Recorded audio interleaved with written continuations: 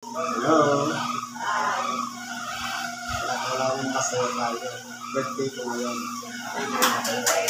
Yung isang soundtrack na Sa pangalan po ng dakilang Panginoong Jesucristo, isang mapagpalang araw sa bawat isa. Dito po tayo sa pagpapatuloy ng kampanin sa makatuwid. Yung ikalawang bahagi ng pagtatalakay ng mga salita ng Diyos na pinagkaloob ngayong araw na ito. Ngayon po, meron pa tayong isang mensahe.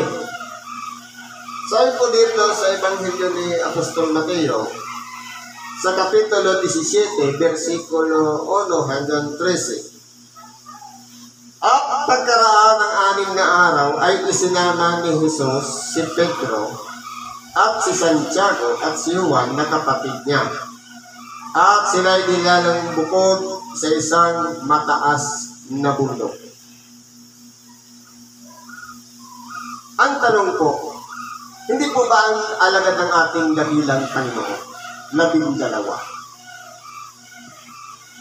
Paragi niyang kasakasama. Pantay po yung binigay sa kanila na mga biyaya na walang iba, kapangyarihan na ipinagkaloob ng ating dakilang Panginoon sa kanyang mga alagad para sakupin ang mga demonyo.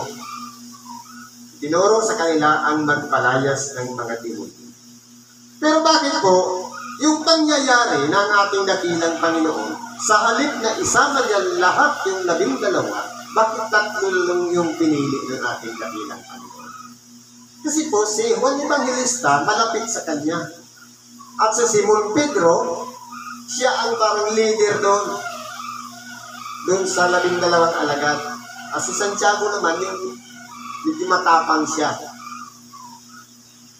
Kaya po, isinama ng ating dakilang Panginoon doon sa bundok na nakabukod, hiwalay doon sa Siyam.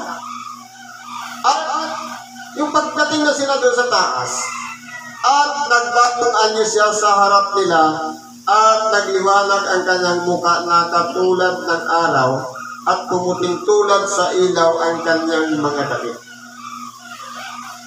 Kumbaga, dahil po, naibukod yung 3, habang sila na lang 4 ang naroon sa taas ng bundok, nagningning yung kasuotan ng ating dakilang Panginoon. Nagliwanag na katulad ng ilaw. Nagaling mismo doon sa kalagayan ng ating dakilang Panginoon. Ngayon, may pangyayaring sitwasyon ulit. At narito, napakita sa kanila si Moises at si Elias na nakikipag-usap sa kanya. Kumbaga, nakasetahan ng 3 alagad na nakikipag-usap ang si Elias at saka si Moises sa ating dakilang Panginoon. Ano po yung naging reaksyon ni Apostol Pedro? At sumagot ni Pedro at sinabi kay Jesus, Panginoon, mabuti sa atin ang tayo dumito. Kung ibig mo, ay gagawa ko rito ng 3 tabernakulo. Isa sa iyo, isa kay Moises, at isa kay Elias. Ngayon po, dahil si Simon Pedro, kumbaga para sa tampong inuuga ng hangin, walang paninindigan sa sarili, magugulatin, dahil nakakita siya ng milagro na naglingning ang ating dakilang Panginoon at may kausap pa si Elias at si Moises. Ano kaya Panginoon dito na lang tayo tumira. Gagawa kami ng kubol. Para sa iyo, para kay Moises at para kay Elias. Dahil nga, si Simon Pedro po, isang halimbawa po kasi yan, na katulad nating mga tao na magugulatin. Kumbaga, nagsasalita ng hindi pinag-iisipan. Dahil nagtakas siya sa napangyayari, nagulat na siya. Yung sinasabi niya, hindi niya naman nauunawaan. Bakit niya nasabi na magtatayo na lang ng 3 tabernakulo o kubol doon? Kumbaga, gagawa na lang tayo, Panginoon, ng 3 bahay. Tigi-isa kayo. Para saan naman yun? Na kung titingnan po natin, si Moises matagal nang patay. At si Elias naman ay inangat sa pamamagitan ng karwahing apoy para ilagay sa isang kalagayan. Sapagkat meron po siyang misyon pagdating ng panahon na isisilang ang ating dakilang Panginoon, meron siyang misyon sa panahon mismo ng ating dakilang Panginoon.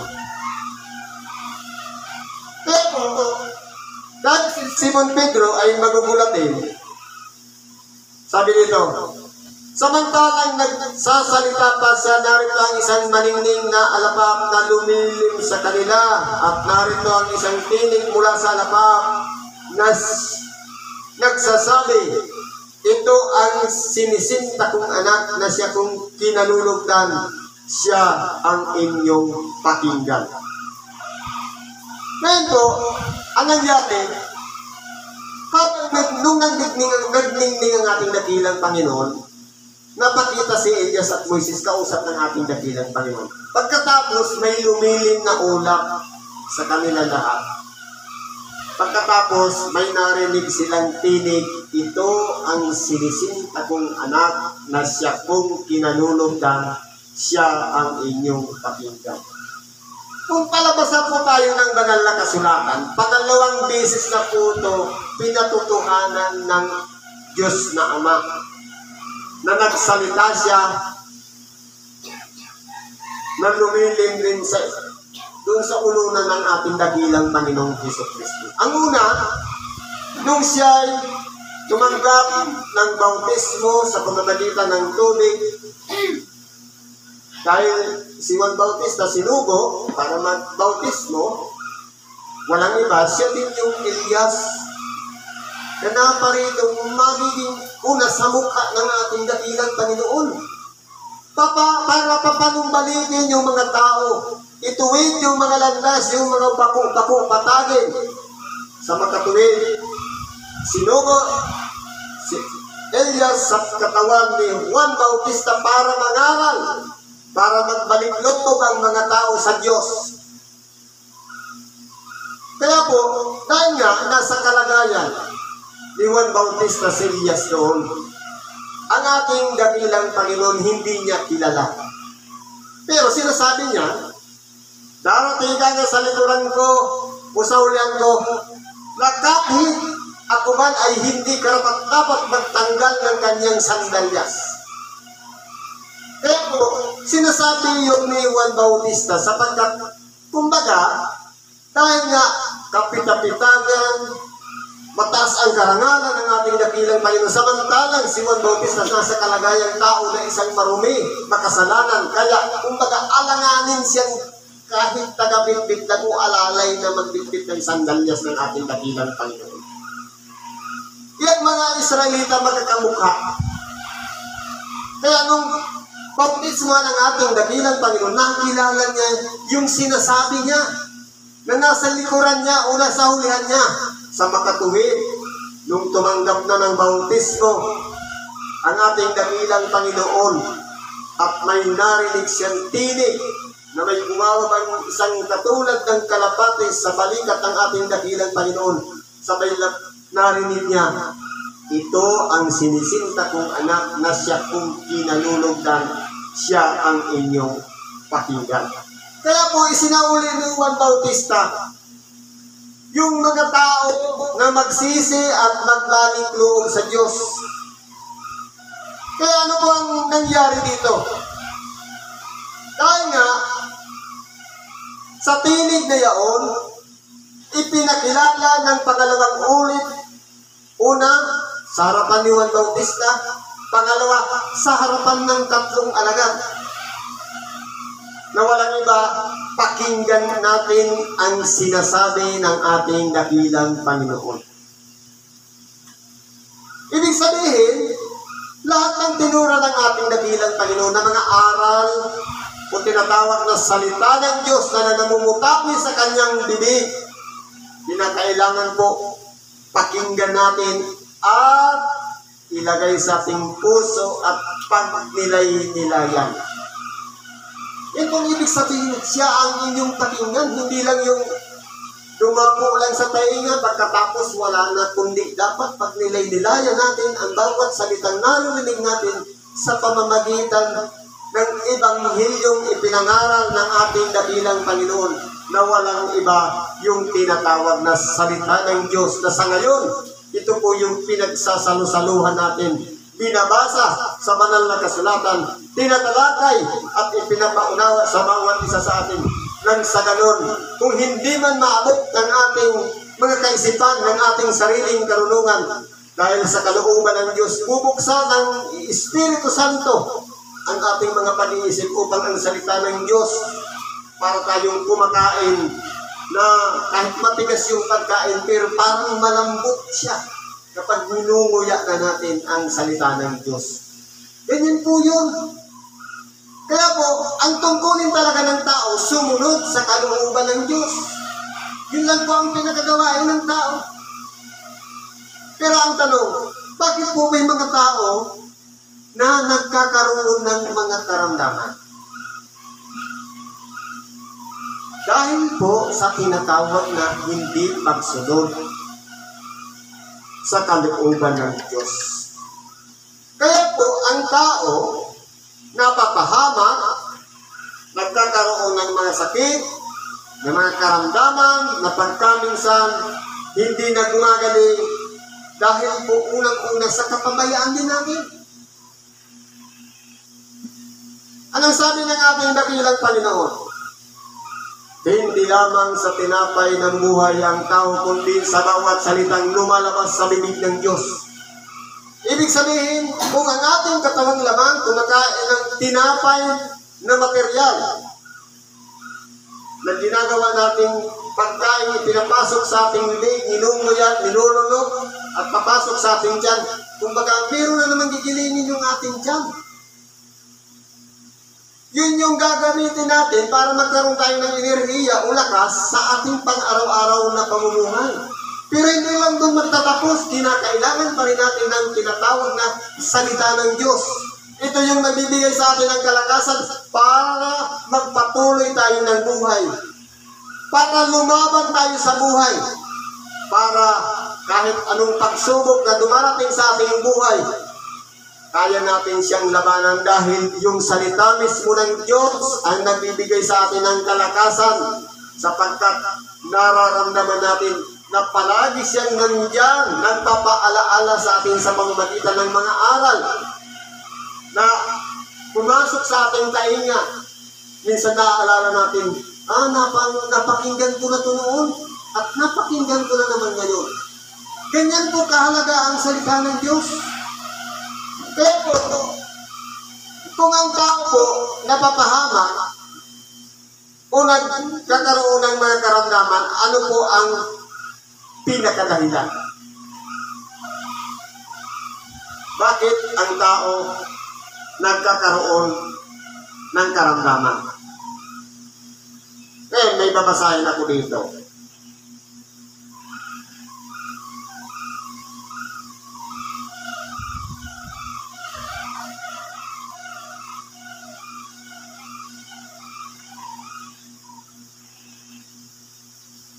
Buksan natin yung mga kasulatan ng panahon ni Moises.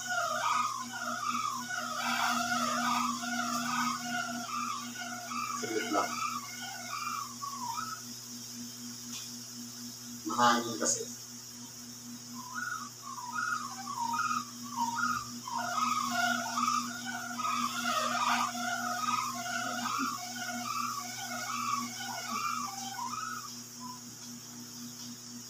Sabi sa Exodo 15:26. At sinabi, kung inyong didinggin ng buong sikap ang tinig ng Panginoon, mong Diyos, at inyong gagawin ang matuwid sa kanyang mga mata, at iyong didinggin ang kanyang mga utos, at iyong gaganapin ang lahat ng mga palatuntunan, ay wala akong ilalagay na karamdaman sa iyo. Ibig sabihin, mayroon mo palang nalabat at hindi nagawa ang tao, kaya nagkaroon siya ng karamdaman. pahintulot pala ng Diyos na bigyan ng karamdaman. Bakit po? Kasi po ang tao, kahit gaano siya kalakas, kapag nagalaw na yung kanyang katawan at nang hina, ng lupaypay, sumisigaw po siya ng Diyos ko. Ganyan po yan. Balik tayo sa sitas. Sabi dito, nung magpatotoo na yung Ama na dapat pakinggan natin ang ating dakilang Panginoon, sapagkat nalulugod siya ng lubusan sa ating dakilang Panginoon dahil naging matuwid po ang ating dakilang Panginoon sa harapan ng ating Diyos na Ama. Naging masunurin siya na lahat na inihula ng mga propeta para gawin ang ating dakilang Panginoon, hindi niya lahat yung nilaban, kundi sumunod siya ng buong puso. Kaya nga rin sila nanalangin din eh. Nagkikipag-ugnayan din sa sama dahil nasa kalagayan siyang tao na pwede siyang masubok, pwede siyang matukso, at baka hindi niya magawa o malagpasan na meron siyang ministeryo na kinakailangan niyang kampanan at dapat magtagumpay din siya. Bakit po? Dahil po, minsan nung ang ating dakilang Panginoon, na nararamdaman niya na malapit na siyang mamatay sa krus. Nung manalangin siya, sabi niya, Panginoon, kung maaari sana lumagpas sa akin ang sarong ito, tatapwat hindi ang kalooban ko ang siyang mangyari, kundi ang iyong kalooban. Dahil po, nasabi niya yan dahil nasa kalagayan siyang tao. Baka sakaling sumuko siya at hindi niya kayanin yung bigat ng krus na kanyang dadalhin. Ngayon pala'y bigat ng kasalanan ng bawat isa sa atin. Kaya ano po ang nangyari? Nung magsalita ang Diyos, nung bumaba ang alapaan, at nang marinig ito ng mga alagad ay nangasubasog sila at lubhang nakatakot. Kaya po, yan po talaga yung magiging reaksyon. Kahit tayo man, sa oras ng nakakarinig tayo ng ibang aral na hindi ordinaryong aral natin na papakinggan, para tayong kinikilabutan. May takot dahil alam natin. Sabi nga, sapagkat ang salita ng Diyos ay buhay, banal at mabisa kaysa 5 talag kung may 2 talig. Ibig sabihin yan, ang pagkakakilanlan ng bawat isa sa atin tumatagos sa puso natin, sa kalamnan at sa mga kasuan ng salita ng Diyos para kilalanin ng lubusan kung ano ba tayo sa harapan ng Diyos. Tayo ba'y matuwid na sumusunod sa kalooban ng Diyos? Tayo ba'y may katapatan sa Kanya? O tayo ba'y nagpapakitang tao lamang sa pagsunod sa kalooban ng Diyos? Kaya ganyan po kahalaga ang salita ng Diyos. Salita pa lang yun ng Ama, nanginig na silang lahat at natakot. Lalong-lalo na yung aral naman ng ating dakilang Panginoon sa makatuwid, yung Ebanghelyo, kapag yan ay narinig natin, dapat may kasama rin takot at panginginig. Sapagkat kaya po tayo inaaralan, tinuturuan ng Ebanghelyo, sapagkat ayaw niya tayo'y maligaw, umalihis ng landas, kundi matuto tayong sumunod ayon sa kalooban ng Diyos. Ngayon, dahil ang ating dakilang Panginoon, hindi niya talaga pababayaan, sabi niya. At lumapit si Jesus at sila'y tinapik. At sinabi, "Magbangon kayo at huwag kayong mga takot." Palagi po talagang kinukumport ng ating dakilang Panginoon yung kanyang mga alagad.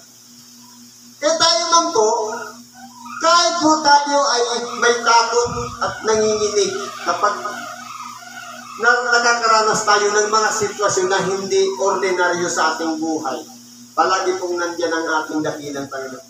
Huwag kang matakot. Hindi ba sabi niya, huwag kang matakot, ako to. Ako nga. Sabi doon sa isang sitas.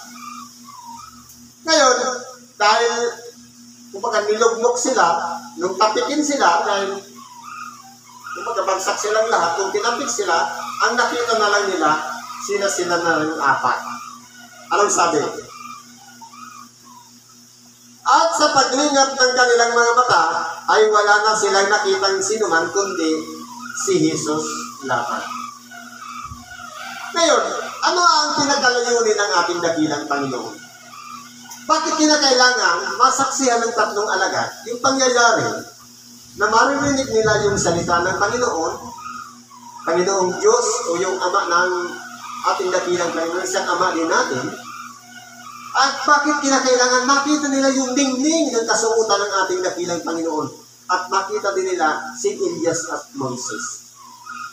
Ibig sabihin, nais patunayan ng ating dakilang Panginoon ang kanyang kapangyarihan na meron siyang kaugnayan sa kanyang Ama dahil nagsasalita ng Ama bilang patunay ng pagkakilan ng sa ating dakilang Panginoon na siya ang inyong pakinggan. At nakipagsalitaan ng ating dakilang Panginoon ay Elias at Moises. Pero parang saglit lang ang pangyayari. Ano ang aral na makukuha po doon? Ipalagay natin tayo ang isa doon sa alagad. Pwedeng si Pedro, pwedeng sa Santiago, o si Juan na nakasaksi nito. Alin ba yung importanteng narinig natin doon o nasaksihan? Yung makita natin yung ningning ng kasuotan ng Panginoon? Yung makita niya, yung sinaunang tao si Elias at Moises, nakita natin ng harap-harapan? O yung tinig na naririnig natin mula sa Ama, siya ang inyong pakinggan? Alin po yung pinakamahalaga doon?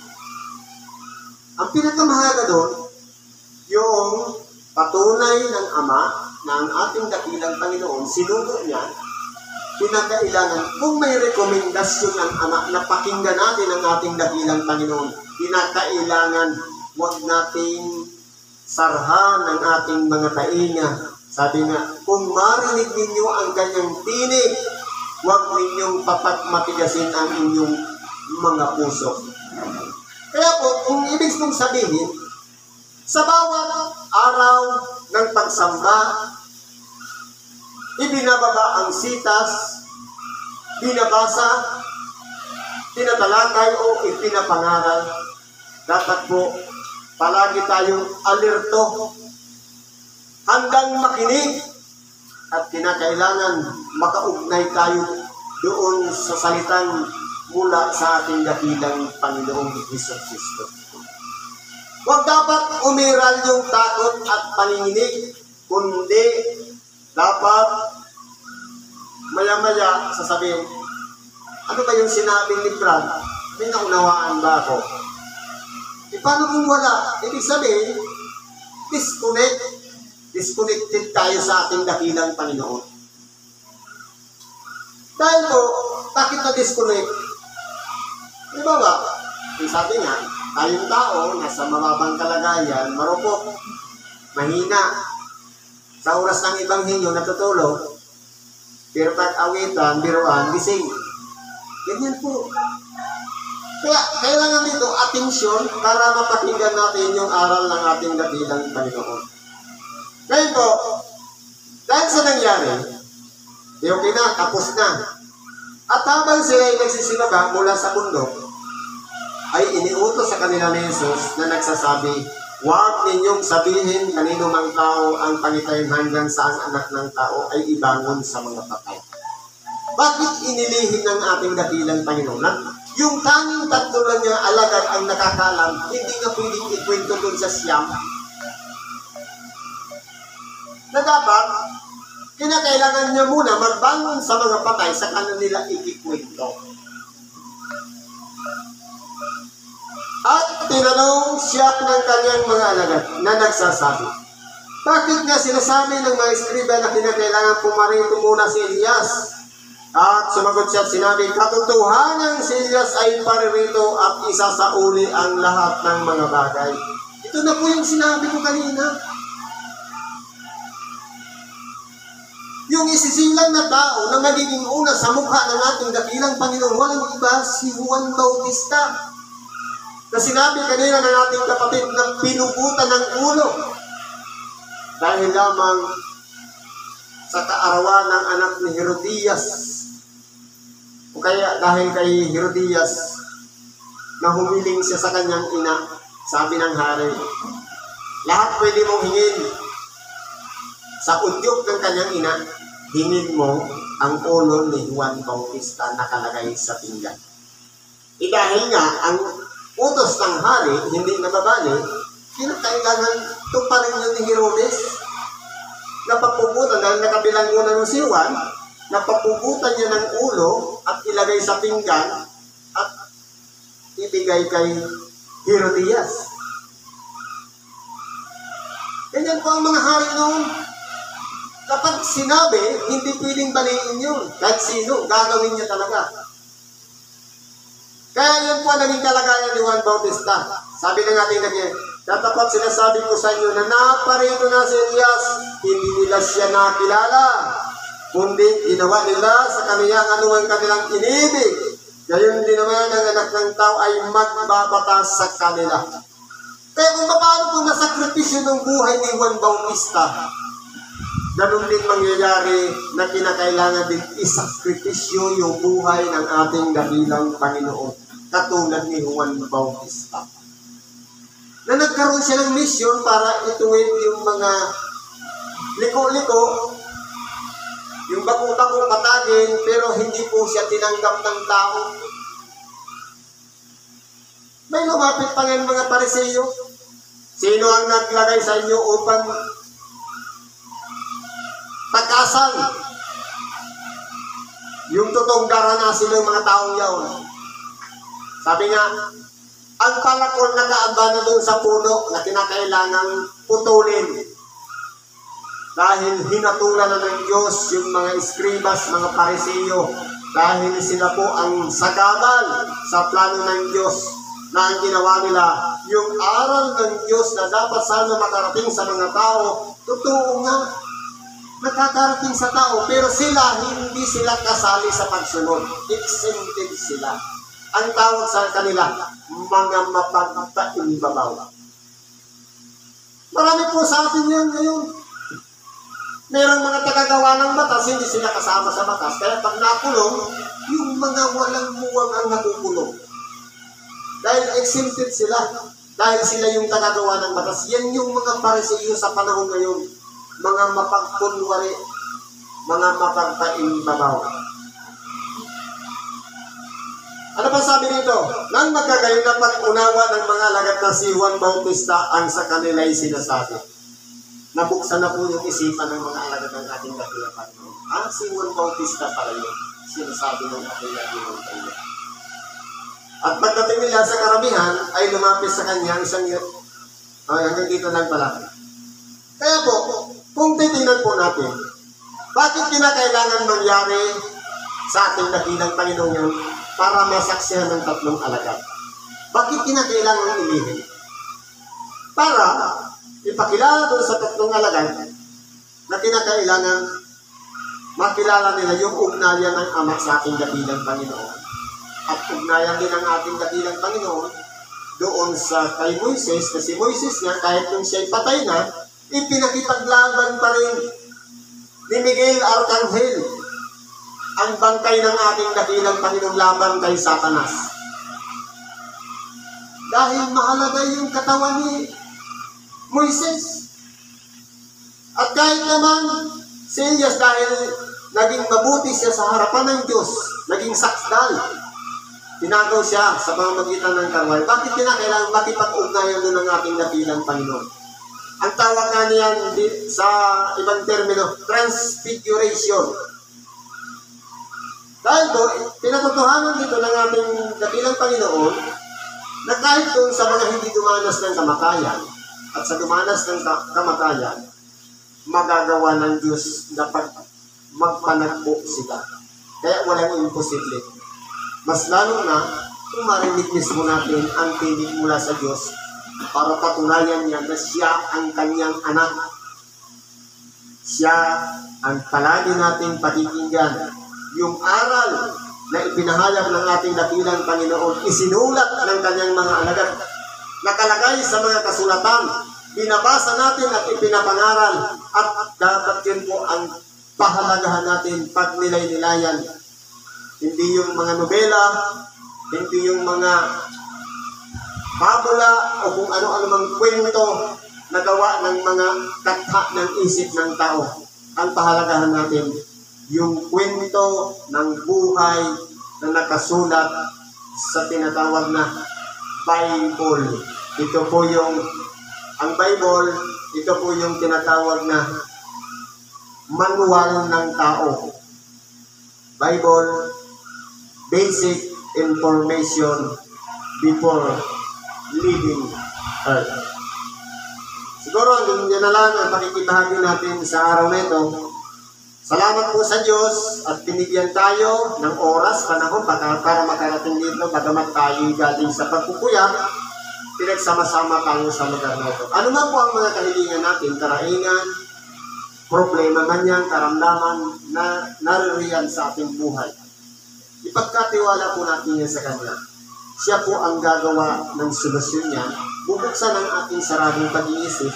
Ituturo sa atin yung pamamaraan para makalagtas tayo lahat sa mga bagay na yan. Sa ngalan ni Kristo Jesus, salamat po at pagpalain tayo ng Diyos.